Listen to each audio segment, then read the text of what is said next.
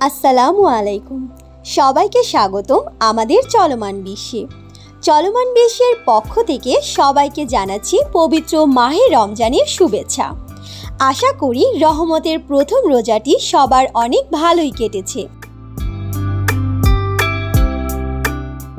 পুরো একটি মাস সংযমের সঙ্গে সুস্থভাবে রোজা রাখার জন্য আমাদের অনেক রকম প্রস্তুতি নিতে হয়।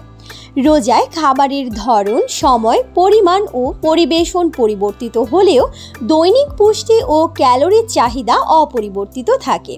তাই সুস্থভাবে সবগুলো রোজা পালন করতে হলে সঠিক খাবারের পাশাপাশি কিছু নিয়ম মেনে চলা জরুরি। আর তাই আমাদের আজকের ভিডিওটি আমরা সাজিয়েছি রমজান মাসে কিছু হেলথ টিপস নিয়ে। ভিডিওটি শুরু করা যাক।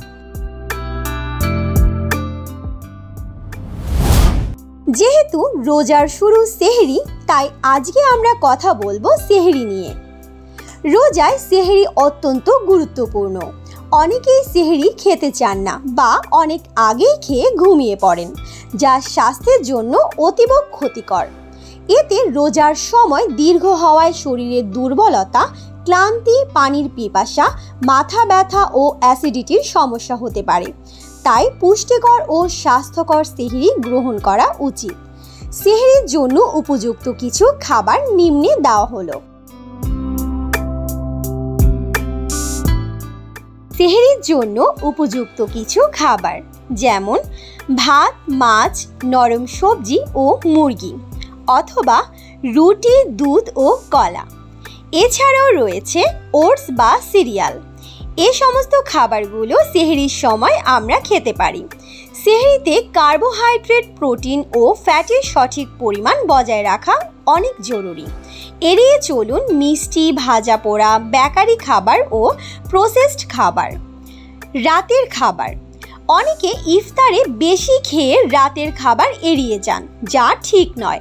ইফতার পরিমিত পরিমাণে খেয়ে তারাবির নামাজের পর একটি লাইট ডিনার করা উচিত। স্বাস্থ্যকর রাতের খাবারে খাওয়া যেতে পারে চিকেন, ভেজিটেবল স্যুপ, অথবা দুধ ও সিরিয়াল, কিংবা রুটি, সবজি ও ডিম। এছাড়াও খাওয়া যেতে পারে ওটস ও দুধ, কিংবা সবজি, মাছ ও মুরগির হালকা রান্না করা কিছু খাবার। আর সবচেয়ে গুরুত্বপূর্ণ টিপস হচ্ছে রোজায় পর্যাপ্ত পরিমাণ পানি পান করা। ইফতার থেকে সেহরি পর্যন্ত শরীর হাইড্রেট রাখা অত্যন্ত জরুরি। তাই আমাদের প্রত্যেকের উচিত পর্যাপ্ত পরিমাণ পানি পান করা। যারা কোষ্ঠকাঠিন্যে ভোগেন তারা ইসবগুল, তোকমা, শাক সবজি ও ফলমূল খাবারের তালিকায় রাখবেন।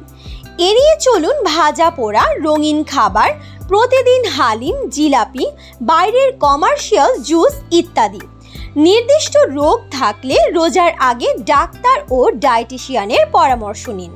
এছাড়াও সঠিক পরিমাণে ঘুম সুস্থ থাকার জন্য খুবই গুরুত্বপূর্ণ। পর্যাপ্ত ও নিয়মিত ঘুম অত্যন্ত জরুরি। সঠিক খাবার ও সঠিক রুটিন মেনে চলুন। পরিবারের সঙ্গে সুস্থভাবে রোজা পালন করুন। সো গাইস, এই ছিল আমাদের আজকের আয়োজন। আবারও পবিত্র মাহে রমজানের শুভেচ্ছা জানিয়ে শেষ করতে যাচ্ছি আমাদের আজকের আয়োজন। সবাই ভালো থাকবেন, সুস্থ থাকবেন এবং আমাদের চলমান বিশ্বের সঙ্গেই থাকবেন। ধন্যবাদ।